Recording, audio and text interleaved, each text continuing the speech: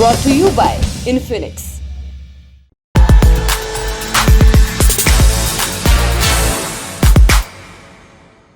विनेश फोगाट पहली भारतीय महिला पहलवान जिन्होंने कॉमनवेल्थ और एशियन गेम्स दोनों मुकाबलों में गोल्ड मेडल जीता। साक्षी मलिक पहली भारतीय महिला पहलवान जिन्होंने ओलंपिक मेडल जीता। साल था 2016, जगह Rio de Janeiro. Bajrang Punia Tokyo Olympics में ब्रॉन्ज जीतने वाले पहलवान। रवि दहिया टोक्यो ओलंपिक्स में सिल्वर जीतने वाला पहलवान। अंतर्राष्ट्रीय मंचों पर तिरंगे की शान बढ़ाने वाले पहलवान।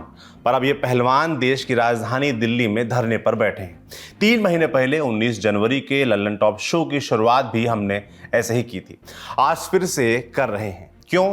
क्योंकि पहलवान कह रहे हैं कि उन्हें दिया गया आश्वासन पूरा नहीं किया गया है और इस बार वो तब तक नहीं हिलेंगे जब तक उन्हें न्याय नहीं मिलेगा।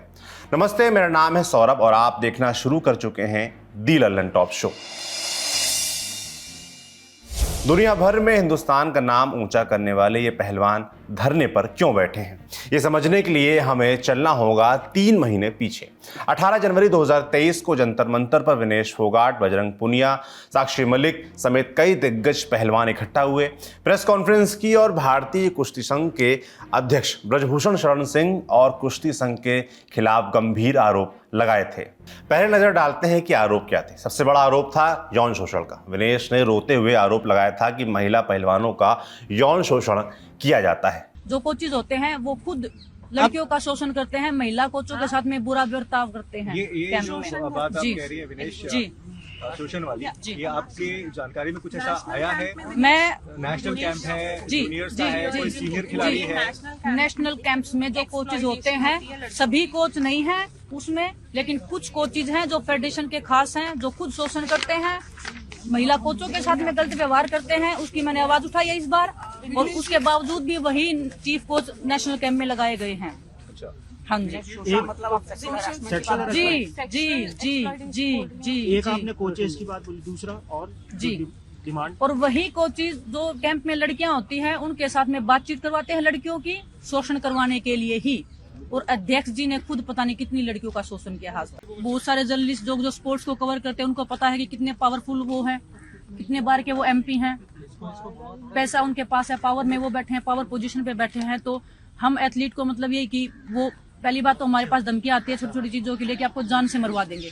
जान से बढ़ के तो कुछ नहीं है। ये उनके जो खास लोग हैं उनके फोन पे जब लीजिए, मतलब फेडरेशन मैं नाम जब जरूरत होगी मैं नाम लूंगी, मैं ऐसे ओपन में नाम लूंगी तो मेरे लिए भी एक लीगली मेरे लिए भी वो हो जाएगा, लेकिन हाँ जब जरूरत होगी मैं नाम भी लूंगी। पहलवानों ने कहा था कि वे प्रधानमंत्री को सबूत भी देने के लिए तैयार हैं।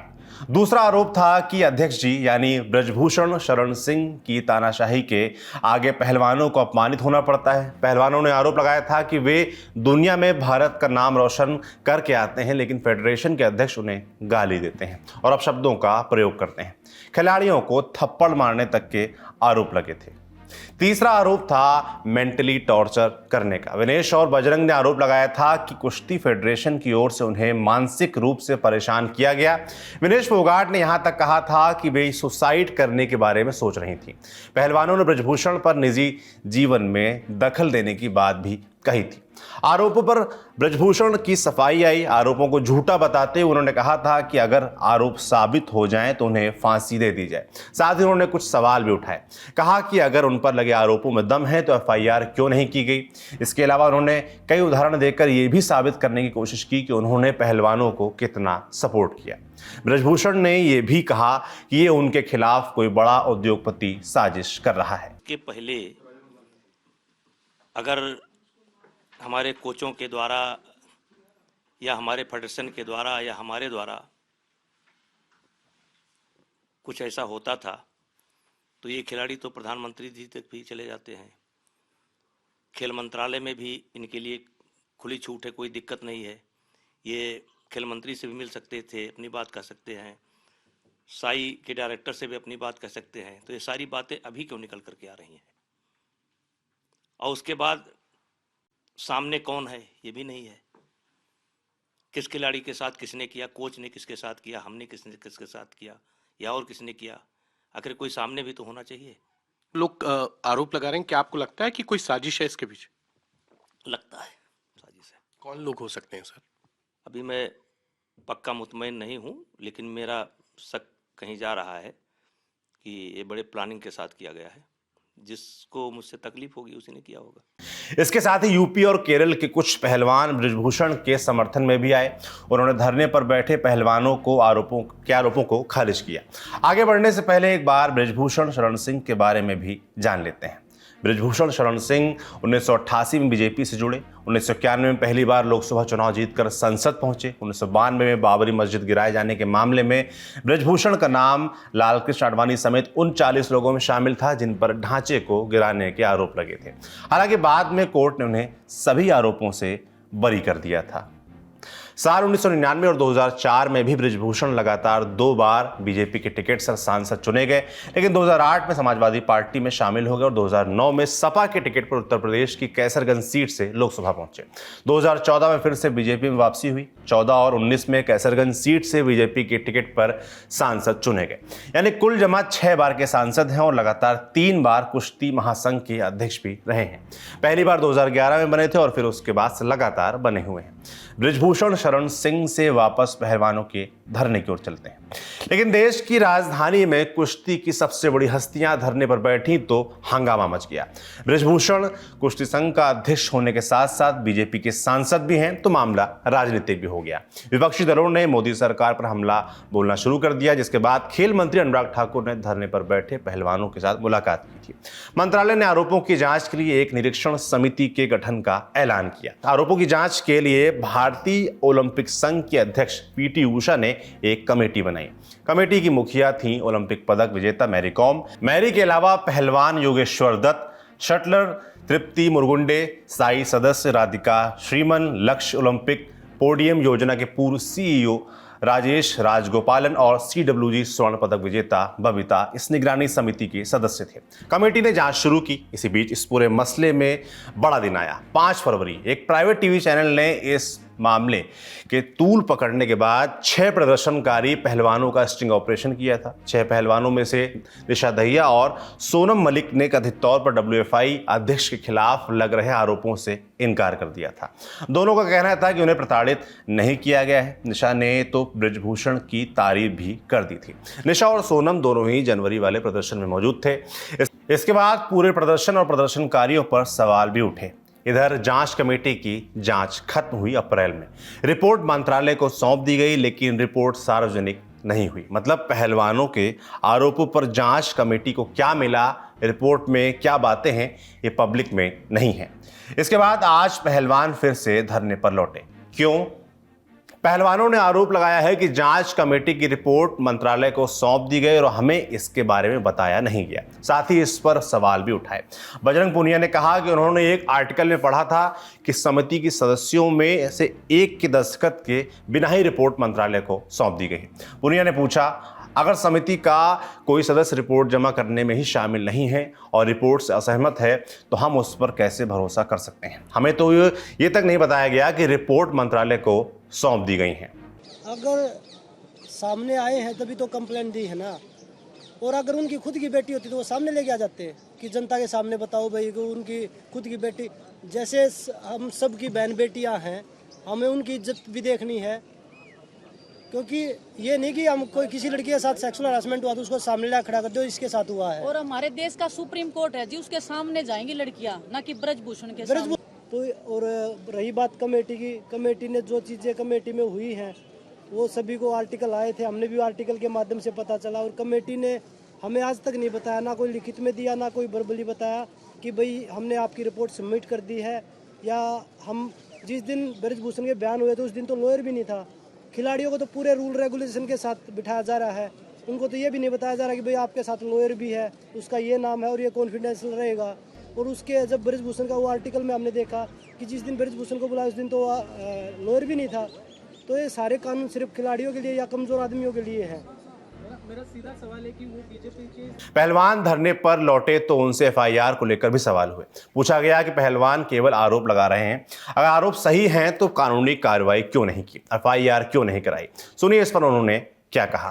और मैं बताना चाहूँगी, हमने 2 दिन पहले CP पुलिस थाने में कंप्लेंट दी थी और 2 दिन हो गए हैं, अभी तक FIR दर्ज नहीं की गई है। हमारी 7 लड़कियों ने कंप्लेंट की थी, जिसमें से एक लड़की माइनर है, पॉक्सो केस बनता है, लेकिन अभी तक कोई सुनवाई नहीं हुई, ना FIR दर्ज हुई। तो बस मैं यही कहना चाहूँगी कि जल्दी से जल्दी जो FIR हो और अक्यूज्ड को जो है वो जो जेन्युइन सजा है वो मिले। 2.5 महीने हो गए हैं, 2.5 महीने से ऊपर ही हो गए हमें वेट करते करते, और हमें पूरा यकीन था कि सरकार हमारा साथ देगी, लेकिन 2.5 महीने हो गए, रिपोर्ट सबमिट हुई है नहीं हुई है, उसमें क्या था क्या नहीं था अभी तक हमारे आगे नहीं आया है। और अभी थक हार के हम वापस आए हैं कि हमें बता दिया जाए, क्योंकि 2.5 महीने के बाद सब लोग अभी यही सोचने लगे हैं कि हम जो बैठे थे हम झूठे थे, हमारी कंप्लेंट झूठी थी, जो कि हमें बिल्कुल बर्दाश्त नहीं रहा, क्योंकि हमेशा सच्चाई के साथ जीवन जिया है, सच्चाई के साथ कुश्ती की है। लेकिन अभी जगह जगह जाते हैं तो लोग हमें झूठ ऐसा दिखाते हैं कि झूठी कंप्लेंट थी तुम्हारी, लेकिन ऐसा नहीं है, सच्चाई की लड़ाई लड़ी है और हम उम्मीद करते हैं कि हम सच के उसमें और जरूर जीतेंगे। हमने नहीं की, हमने सिर्फ वेट किया था कि रिपोर्ट पब्लिक हो और सबके सामने आए कि सरकार की क्या रिपोर्ट हुई है, जो कमेटी ने हमारे बयान सुने, लड़कियों के बयान सुने, तो क्या सबमिट हुआ है वो सामने आना चाहिए, लेकिन वो नहीं आया। पहलवानों का कहना है कि यौन शोषण की 7 शिकायतें दिल्ली पुलिस को दी गई हैं। इसमें से एक शिकायत नाबालिग महिला पहलवान की भी है, लेकिन इस पर FIR नहीं हो रही। आज पहलवान धरने पर बैठे तो दिल्ली पुलिस भी हरकत में आई। दिल्ली पुलिस ने खेल मंत्रालय द्वारा गठित जांच समिति से रिपोर्ट मांगी है। एक वरिष्ठ पुलिस अधिकारी ने बताया कि भारतीय कुश्ती महासंघ के अध्यक्ष के खिलाफ अब तक 7 शिकायतें मिली हैं और उन सभी की जांच की जा रही है। पुख्ता सबूत सामने आने के बाद प्राथमिकी दर्ज की जाएगी। यानी दिल्ली पुलिस जांच के बाद FIR दर्ज करने की बात कह रही है, लेकिन पहलवान केवल दिल्ली पुलिस के भरोसे नहीं है। पहलवानों ने आज सुप्रीम कोर्ट का रुख किया। नाबालिग पीड़िता सहित बाकी महिलाओं ने अनुच्छेद 32 के तहत एक रिट याचिका दायर की है। याचिका में आरोप है कि ब्रजभूषण के खिलाफ पॉक्सो जैसे गंभीर आरोप लगाए जाने के बाद भी उनके खिलाफ FIR नहीं दर्ज की जा रही है। आज सुप्रीम कोर्ट में वरिष्ठ वकील नरेंद्र हुड्डा ने केस का अनलिस्टेड तौर पर ही उल्लेख किया, यानी मामला सुनवाई के लिए सूचीबद्ध नहीं था। नरेंद्र हुड्डा ने कोर्ट से कहा कि लड़कियां धरने पर बैठी हैं और इस कोर्ट का दरवाजा खटखटा रही हैं। CJI चंद्रचूड़ ने मामले की सुनवाई को कल लिस्ट करने को कहा है।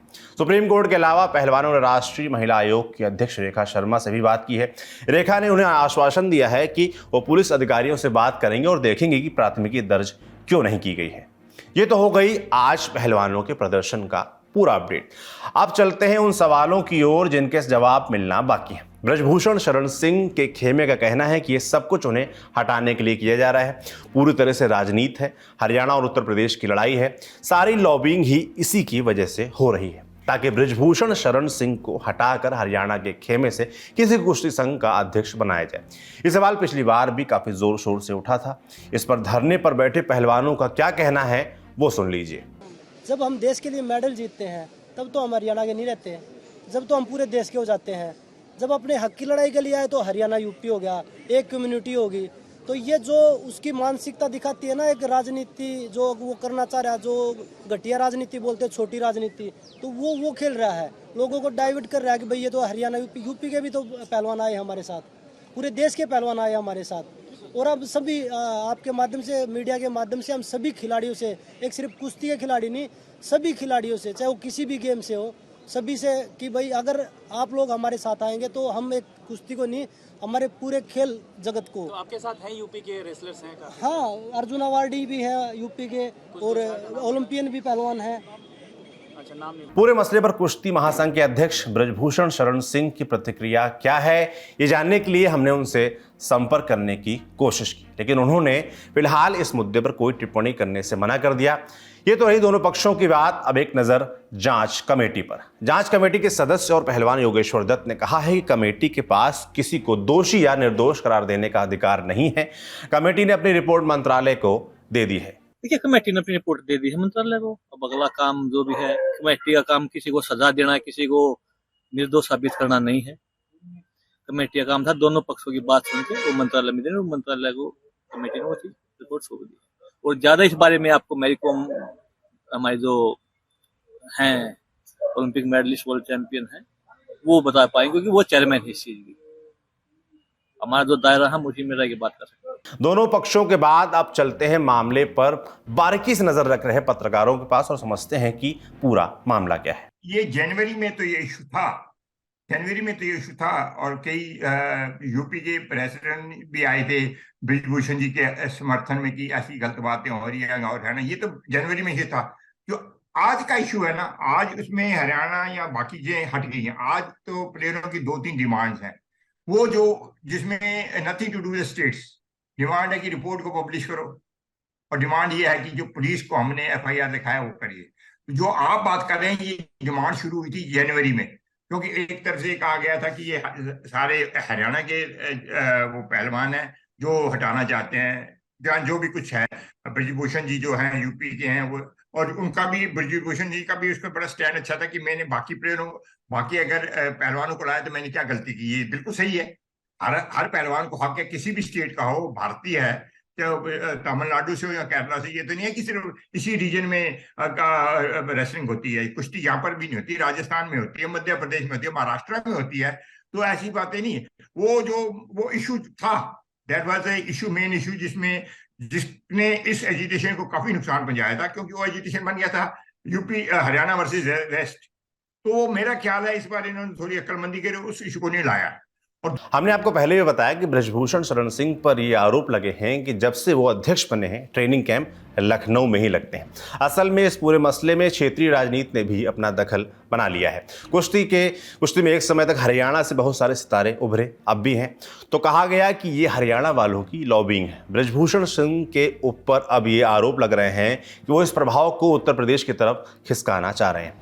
माने यहाँ हरियाणा बनाम उत्तर प्रदेश चलने के आरोप लग रहे हैं। इस पर एक्सपर्ट्स का क्या कहना है, सुन लीजिए। हमने सिर्फ प्लेयरों का सुना है, और प्लेयरों के वाजिब है, ये जो जितने भी प्लेयर आके बैठे हैं, चाहे वो कॉमनवेल्थ जीते हैं या नहीं जीते हैं, पहले तो मैं इनको रेसलर कहूंगा, प्लेयर कहूंगा, स्पोर्ट्स पर्सन कहूंगा। It is nothing to do with their medal winning तो उनका काम है।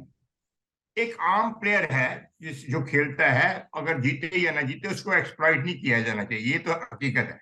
आप पत्रकार हैं, आप लिखते हैं, आपको एक्सप्लॉइट नहीं किया जाना चाहिए, मुझे नहीं एक्सप्लॉइट किया जाना चाहिए, ये तो हकीकत है। तो आप जब भी आप किसी से क्वेश्चन पूछेंगे, ये जरूर पूछिए, ये जो खिलाड़ियों के साथ ऐसा क्यों हो रहा है। ये जरूरी नहीं है कि अगर सिर्फ इसलिए कि उन्होंने ओलंपिक में कोई मेडल जीत लिया या कॉमनवेल्थ, तो उनकी ज्यादा सुननी चाहिए। जो नहीं, जिन्होंने कोई मेडल नहीं, तो कोई नहीं सुनेगा, ये तो गलत बात हुई। दूसरा ये है कि जो अभी तक हमने प्लेयरों की सुनी है, चलो आप एक कहते हैं डेविल्स एडवोकेट भी देखें, अभी तक ना इंडियन ओलंपिक एसोसिएशन ने कुछ कहा है, उन्होंने जो PT उषा उनकी हेड है, ना स्पोर्ट्स मिनिस्ट्री की तरफ से कोई जवाब आया है, ना स्पोर्ट्स अथॉरिटी ऑफ इंडिया की तरफ से जवाब आया है, और ना पुलिस ने कहा है जिन्होंने FIR लिया या नहीं लिया। सबसे बड़ी इंटरेस्टिंग चीज या इंट्रीगिंग चीज या हैरान वाली है कि रिपोर्ट क्यों नहीं पेश हुई। जब उन्होंने रिपोर्ट दे दी है तो IOA को या स्पोर्ट्स अथॉरिटी ऑफ इंडिया या स्पोर्ट्स मिनिस्ट्री रिपोर्ट क्यों नहीं पब्लिश करी। ये यहाँ पर प्लेयरों की, जो रेसलर्स की डिमांड तो बड़ी जेन्युइन है।